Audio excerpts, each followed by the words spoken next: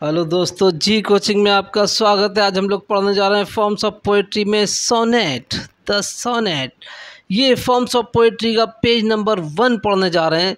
The sonnet में आपको यहाँ पर सोनेट के बारे में लगभग सारी ही जानकारी मिलने वाली है और पॉइंट टू पॉइंट सारी जानकारी आपको यहाँ पर मिलेगी। इसको आप नोट करके याद कर लेंगे तो ये आपकी टीजीटी, पीजीटी में, एलटी ग्रेड में, एमआरएस में ये आपके बहुत काम आने वाली है। नेट में भी आपके काम आएगी। इसको आप नोट करके याद कर लें। वेरी इंपॉर्टेंट पॉइंट्स यहाँ पर दर्ज हैं और लगभग सारे ही पॉइंट यहाँ पर ले लिए गए हैं। पढ़ते हैं हम लोग सबसे पहले इसको। ड्राइव्ड फ्रॉम इटालियन वर्ड, ये इटालियन शब्द से लिया गया। इसका नाम है सोनेटो। इसका मतलब होता है लिटिल साउंड, एक छोटा सा ध्वनि। सोनेट के इन्वेंटर, ये देखिए सोनेट के इन्वेंटर का नाम है जियाकोमो दा लेंटिनी। ये 13वीं शताब्दी में इन्होंने सोनेट को इंट्रोड्यूस किया था, जियाकोमो दा लेंटिनी। लेकिन father of sonnet Francesco Petrarch को कहा जाता है क्योंकि इसने इसको परफेक्ट किया था। ये इंग्लिश लिटरेचर में एक अजीबोगरीब सी बात है कि इंट्रोड्यूस कोई भी कराए, इसको जो परफेक्ट कराता है वो उसके नाम पर उसको फादर का डाल देते हैं। हालांकि साइंस वाले इस मामले में बहुत अच्छे होते हैं। अगर किसी ने कोई नियम पेश किया है, जैसे कि ग्रेगर जॉन मेंडल ने आनुवंशिकी के जेनेटिक्स के नियम पेश किए थे और बाद में उसको दूसरे वैज्ञानिकों ने भी उसको सही पाया, तो उन्होंने अपना नाम न देकर उसको ग्रेगर जॉन मेंडल के नाम से ही दिया था। मगर इंग्लिश में लोगों ने अजीबोगरीब सा रवैया अपना रखा है। जिसने परफेक्ट किया बोले वही फादर है। हालांकि फादर सोनेट के इन्वेंटर जियाकोमो दा लेंटिनी को होना चाहिए था, मगर चलो जो चल रहा है उसको पढ़ते हैं। तो father of sonnet Francesco Petrarch हैं। Sonnet has 14 lines. आपको खूब पता होगा इस सोनेट में 14 लाइन होती हैं। ये 8+6 लाइन से इसकी शुरुआत हुई थी। 8 लाइन को इसमें ऑक्टेव बोलते हैं और 6 लाइन को इसमें सेस्टेट बोलते हैं। यानी सोनेट में 2 पार्ट्स होते हैं। आगे चल के इसके पार्ट्स बढ़ जाएंगे, मगर यहाँ पर जो सोनेट जो शुरुआत में आई थी उसमें 2 पार्ट्स होते हैं, 8 लाइन्स का ऑक्टेव और 6 लाइन का sestet. Sonnet is kind of lyric poetry. Sonnet क्या है? एक लिरिक पोएट्री, एक गाने वाली कविता। Sonnet were originated in Italy in 13th century. Italy के सिसिली में सोनेट जो है वो ओरिजिनेटेड हुई थी, जिसको जियाकोमो दा लेंटिनी ने ओरिजिन किया था। एज ऑफ सोनेट देखें, सोनेट का युग किसको माना गया? 16th सेंचुरी को, क्योंकि 16th सेंचुरी सोनेट को सबसे ज़्यादा लोकप्रिय सेंचुरी है। इसमें विलियम शेक्सपियर ने भी बहुत मेहनत की है और सोनेट यहाँ पर बहुत ज़्यादा लोकप्रिय हुआ था। इट्स मीटर, इसके मीटर को देखते हैं। आयम्बिक पेंटामीटर, इसमें 5 फीट होते हैं या फिर 10 सिलेबल्स होते हैं। 5 फीट और 10 सिलेबल्स होते हैं, इसको आयम्बिक पेंटामीटर कहते हैं। ज़्यादातर सोनेट जो है वो इसी मीटर पर लिखी हुई है। 18वीं शताब्दी में केवल एक सोनेट लिखी थी। आप देखें कि 16वीं शताब्दी तो इसका युग था, लेकिन 18वीं शताब्दी में पूरे 100 साल के अंदर केवल और केवल एक सोनेट लिखी गई। इसका नाम है रोमांटिक रिवाइवल 1798 में। 16th century as of sonnet कहलाती है। Thomas white, Henry, William Shakespeare इसके मुख्य पोइट रहे हैं। 17th सेंचुरी में जॉन मिल्टन एंड अदर्स ने इसको अपनाया है। 18th सेंचुरी में केवल एक सोनेट रोमांटिक रिवाइवल लिखी गई। 19th सेंचुरी में विलियम वर्ड्सवर्थ ने, जॉन कीट्स ने इसको आगे बढ़ाया। 20th सेंचुरी में सिल्के ने इसको अपनाया, मगर मॉडर्न एज में जाकर ये आउट ऑफ फैशन हो गई। तो आपने देखा कि 16th सेंचुरी से लेकर मॉडर्न एज तक आने तक ये बहुत लोकप्रिय हुई, बहुत चली और फिर आगे चलकर आउट ऑफ फैशन हो चुकी है। देखते हैं इसके उतार चढ़ाव को आगे चलकर। सोनेट 14 लाइन्स का होता है। इसमें 8 लाइन्स का एक ऑक्टेव होता है और 6 लाइन्स का एक सेस्टेट होता है। Sonnet has only 2 parts. Sonnet की केवल 2 पार्ट्स होते हैं। आपको एक बात बता दें, यहाँ पर 8 लाइन्स के ऑक्टेव में प्रॉब्लम होती है और 6 लाइन्स के सेस्टेव में उसका रिसॉल्यूशन होता है। यहाँ पर प्रश्न प्रॉब्लम क्रिएट होता है और यहाँ पर इसका रिसॉल्यूशन होता है। तो टाइप्स ऑफ सोनेट्स को भी चलो पढ़ते हैं, चलते चलते इसको पढ़ते हैं। टाइप्स ऑफ सोनेट को देखें। सोनेट हमारे सामने कितने टाइप की है? इटालियन और पेट्रार्कन सोनेट भी है, द इंग्लिश सोनेट और शेक्सपियरियन सोनेट भी है, इर्रेगुलर सोनेट भी है, कोटल सोनेट भी पढ़ेंगे हम लोग, क्राउडेड सोनेट भी पढ़ेंगे, स्पेंसरियन सोनेट भी पढ़ेंगे और मिल्टोनिक सोनेट भी पढ़ेंगे। और इसके अलावा सोनेट के जो इम्पोर्टेंट पॉइंट्स हैं हम लोग उसको भी पढ़ेंगे। तो यहाँ पर अब हम लोग पढ़ने जा रहे हैं इटालियन सोनेट। ये इटालियन सोनेट जो है ये पेट्रार्कन सोनेट भी कहलाती है, क्योंकि father of sonnet Petrarch Francisco Petrarch रहे हैं और इन्होंने जो है सोनेट को परफेक्ट किया है। फादर इसके फ्रांसिस्को पेट्रार्क हैं 14th सेंचुरी में। इंट्रोड्यूसर इसके जियाकोमो दा लेंटिनी थे, किसके, इटालियन सोनेट के। 13th सेंचुरी में इसको इन्होंने इंट्रोड्यूस किया था। इटालियन सोनेट हैज़ 14 लाइन्स, 8+6, 2 भाग होते हैं। यहाँ पर आप अभी पढ़ चुके हैं कि सोनेट में 2 पार्ट होते हैं, 8 लाइन का ऑक्टेव और 6 लाइन का सेस्टेट। आगे पढ़ते हैं, इसमें देखो दिया हुआ है, इसमें 8 lines called Octave and 6 lines called sestet. Octave has problem but sestet has resolution, यानी प्रॉब्लम भी क्रिएट हो रही है, उसका हल भी बताया जा रहा है। द राइम स्कीम, इसको वेरी वेरी इंपॉर्टेंट मानकर याद कर लें। ABBA CDE CDE, या फिर ये हो ABBA CDCD। अगर आप मेरे अंदाज में इसको पढ़ेंगे तो आपको थोड़ी हंसी ज़रूर आएगी, मगर आसानी से याद हो जाएगा। देखिए ऐसे पढ़ते हैं, अब्बा अब्बा CDE CDE, अब्बा अब्बा CDCD। तो इससे आपको याद हो जाएगा आसानी से। देखो मैंने कहा था कि आपको हंसी आएगी, लेकिन कोई मसला नहीं है, हंसते हंसते भी पढ़ना चाहिए कभी। चलिए आगे पढ़ते हैं। ऑक्टेव इसका अब्बा अब्बा, इसमें 2 क्वार्टेंस होते हैं। क्वार्टेंस आपको खूब पता है, 4 लाइन के स्टेंजा को क्वार्टेन बोलते हैं। तो अब्बा अब्बा में 2 क्वार्टेंस होते हैं। ये 8 लाइन का ऑक्टेव हो गया। सेस्टेट CDCD या फिर CDCD, ये इसमें जो है 2 टर्सेट होते हैं। टर्सेट आप खूब जानते हैं, 3 लाइन के स्टेंजा को टर्सेट बोलते हैं। यहाँ पर आसानी के लिए इसको 2-2 लाइन में दिखाया हुआ है, वरना ये CDC और DCD है। चलिए आगे पढ़ते हैं। सोनेट में ऑक्टेव की 8 लाइन्स बाद एक क्लियर ब्रेक 9वीं लाइन से शुरू होता है, इसको वोल्टा कहते हैं। इसको याद रखें आप कि सोनेट में ऑक्टेव की यानी 8 लाइन के बाद एक क्लियर ब्रेक होता है, जहां से प्रॉब्लम ख़त्म होकर अब रीसॉल्यूशन उसका बताया जाता है, वहां से वोल्टा शुरू होता है। इस वोल्टा को आप ख़ास तौर से याद रखें।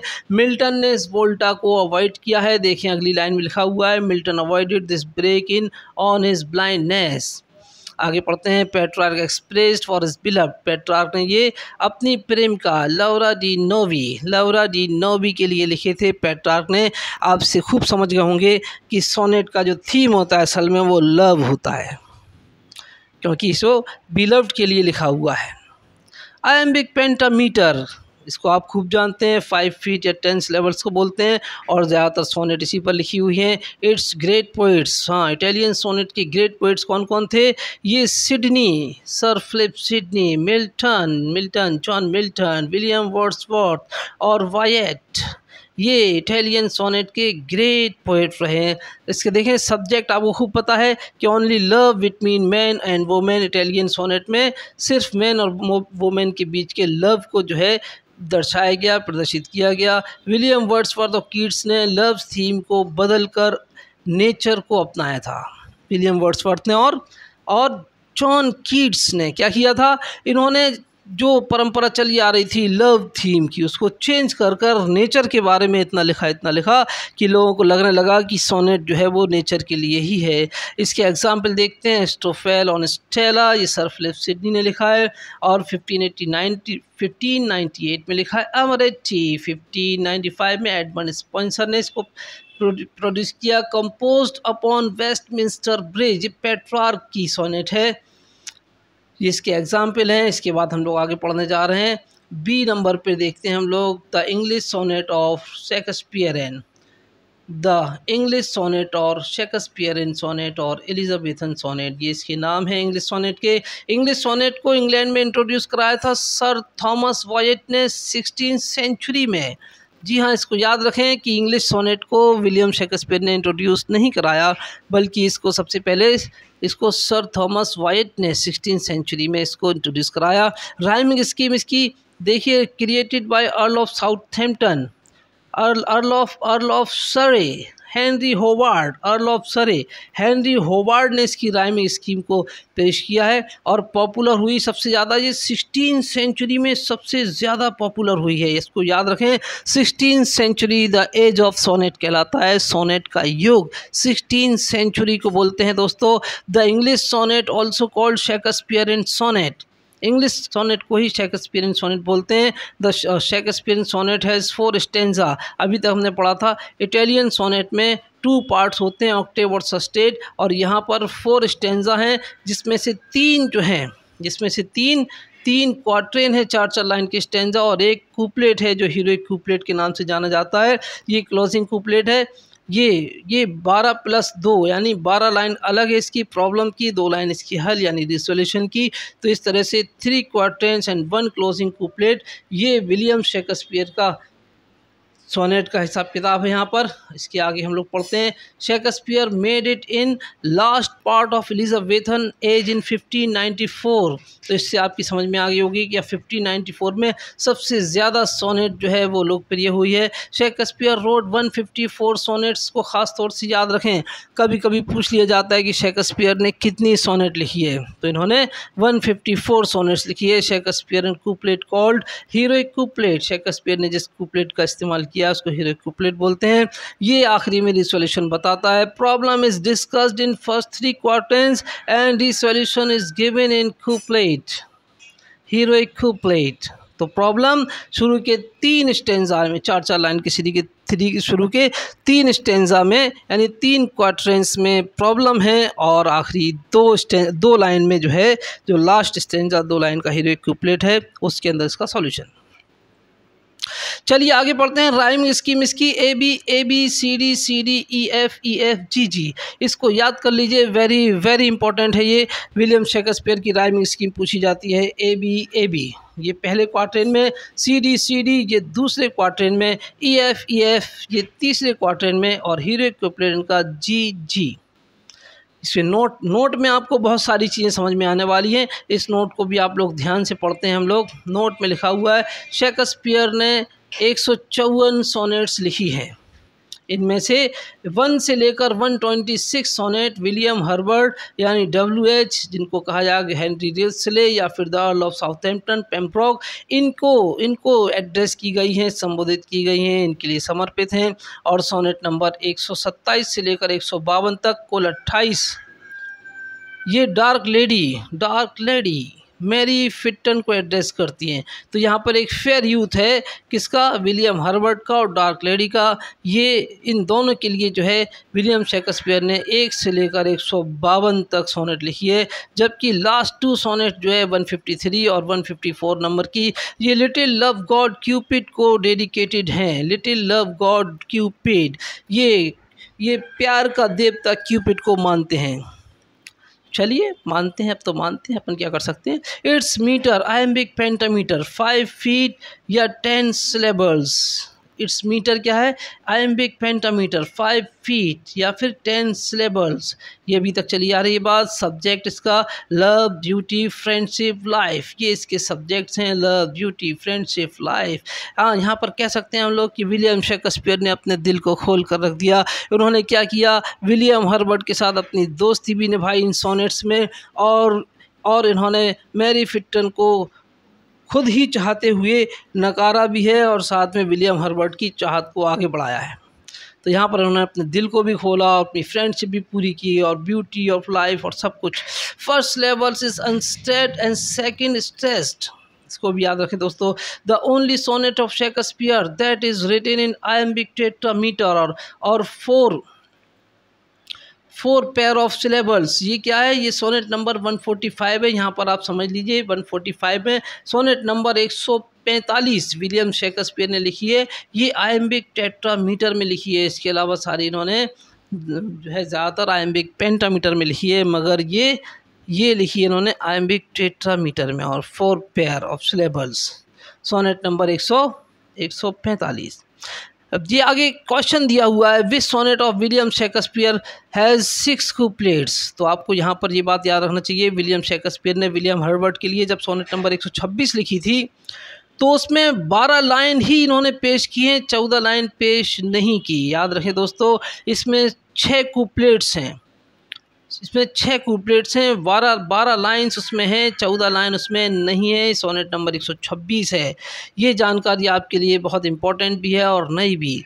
विच सोनेट हैज़ 15 लाइन्स। तो विलियम शेक्सपियर ने उन्हीं 154 सोनेट्स में से 99 नंबर की जो सोनेट्स रही है, 99 नंबर की जो सोनेट्स है उसको उन्होंने जो है 15 लाइन का सोनेट बनाया है, जिसमें राइम जो है वो ये है A B A, C D E F G G. यानी इस ए को जो अंडरलाइंड है रेड कलर से, इसको अगर हटा दें तो ये पूरी 14 लाइन सेम राइम पर है जो विलियम शेक्सपियर लिखते चले आए हैं मोस्टली। और ये इसमें सोनेट नंबर 99 में ये एक लाइन ज़्यादा है, तो 15 लाइंस का सोनेट है ये। Published by Thomas Thorpe on 20 मई 1609, 1609 की मई में 20 मई को थॉमस थॉर्प ने इनकी सोनेट को पब्लिश किया था, विलियम शेक्सपियर की सोनेट को पब्लिश किया था। अब चलिए आगे बढ़ते हैं हम लोग। इसके आगे हम लोग देखते हैं इर्रेगुलर सोनेट। इर्रेगुलर सोनेट ये सब बहुत मेहनत से जो है आपके लिए लिखी हुई है। अगर कुछ गलती हो तो इसको कमेंट बॉक्स में ज़रूर लिख दें, उसको सुधारा जाएगा। Irregular sonnet, it is a combination of Petrarch and English sonnet. ये पेट्रार्क और इंग्लिश सोनेट का एक कॉम्बिनेशन है। Its great writer was William Wordsworth. इसके सबसे बड़े राइटर कौन है? विलियम वर्ड्सवर्थ है। इन्होंने क्या किया, पेट्रार्कन सोनेट को और इंग्लिश सोनेट को मिक्स कर दिया। इसमें एक ऑक्टेव है और एक क्वार्टेन और एक कूपलेट। देखिए, एक ऑक्टेव 8 लाइन का, एक क्वार्टेन 4 लाइन का और एक कूपलेट 2 लाइन का। इसी को जो है रेगुलर सोनेट कहा गया। इसके आगे हम लोग पढ़ते हैं कोर्टल सोनेट। कोर्टल सोनेट ये वेरी इंपॉर्टेंट है, अक्सर पेपर में पूछी जाने लगी है। इसके इन्वेंटर जी.एम. हॉपकिंस हैं, जो विक्टोरियन एज के पोएट हैं।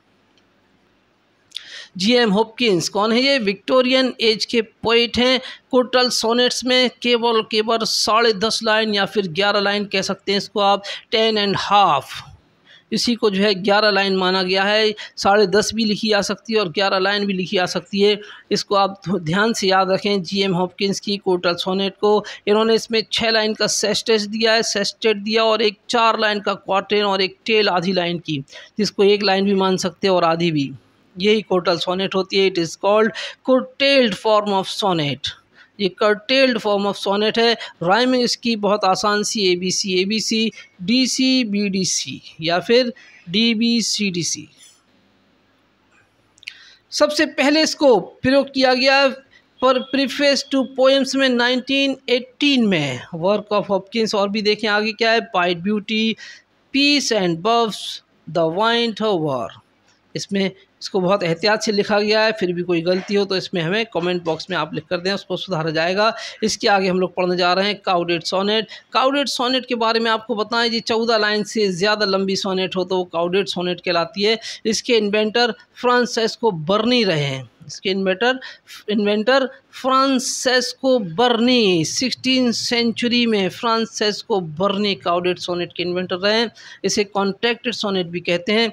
Mostly it is used of satire. ये सैटायर यानी व्यंग के लिए, कटाक्ष के लिए ज़्यादातर इस्तेमाल की जाती है। जॉन मिल्टन्स काउडेड है of new under the parliament. John Milton ने भी एक सैटायर लिखा है जी। इसके आगे हम लोग चलते हैं स्पेंसरियन सोनेट पर। 14 लाइंस की सोनेट होती है ये। एडमंड स्पेंसर के नाम पर इसका नाम है। इसमें 4 स्टेंजा होते हैं, बिल्कुल इंग्लिश सोनेट की तरह।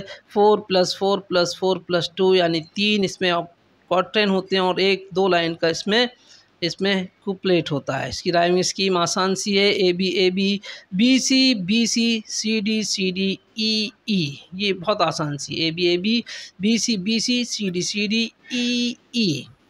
मिल्टोनिक सोनेट को देखते हैं। मिल्टोनिक सोनेट क्या है? ये first John Milton use to write satirical sonnet. ये बात फिर से आ गई कि मिल्टन ने सैटायरिकल सोनेट्स लिखी है। देन लाइफ एंड डेथ, जो कि लाइफ और डेथ पर आधारित है। ही अडॉप्टेड इटालियन, हाँ यहाँ पर ध्यान दें कि इसकी थीम लव नहीं है बल्कि लाइफ एंड डेथ है। यही अडॉप्टेड इटालियन सोनेट, उन्होंने इटालियन सोनेट को अडॉप्ट किया है इन्होंने, जिसकी राइमिंग जो है वो ए बी ए और सी डी ई। फिर आगे देखिए, क्वेश्चन आपके लिए आया है हु रोट रिलीजियस सोनेट की रिलीज सोनेट किसने लिखी है? तो आपको यहाँ पर नाम देना होगा जॉन डन का। जॉन डन ने यहाँ पर रिलीजियस सोनेट लिखी है। और ये जॉन डन ने जो रिलीजियस सोनेट लिखी है ये 17वीं शताब्दी में लिखी है। इसके आगे आप लोग देखते हैं पी.बी. Shelley sonnet. इसका राइम है A B A C D C E D E F. कभी कभी पूछ लिया जाता है ये। और true father of Elizabethan sonnet, ये वेरी वेरी इंपॉर्टेंट आपके लिए। एडमंड स्पेंसर को क्या कहते हैं? True father of Elizabethan sonnet. Elizabethan sonnet का ट्रू फादर, सच्चा बापू कहा जाता है इनको। फिर आगे पढ़ते हैं हम लोग। प्रिंस अमोंग सोनेटियर्स, यानी सोनेटियर्स में राजकुमार की तरह किसको ट्रीट किया था? सर फिलिप सिडनी को। और link between Chaucer and Spencer, Spencer और चौसर के बीच का लिंक, बीच की कड़ी कौन है? ये थॉमस सैकविले। तो दोस्तों उम्मीद है कि आपको ये वीडियो पसंद आई होगी। सोनेट के बारे में कोशिश की गई कि सारी जानकारी आपको दी जाए, तो इस जानकारी को आप नोट करके याद कर लें और इसको शेयर भी करें अपने दोस्तों में, ताकि उन तक भी महत्वपूर्ण जानकारी पहुंच जाए। और टीजीटी पीजीटी का पेपर बहुत जल्दी होने की संभावना है, या तो दिसंबर या फिर जनवरी। तो इसको आप ध्यान में रखकर अपनी तैयारी को कंप्लीट रखें, थाम कर रखें। Thank you.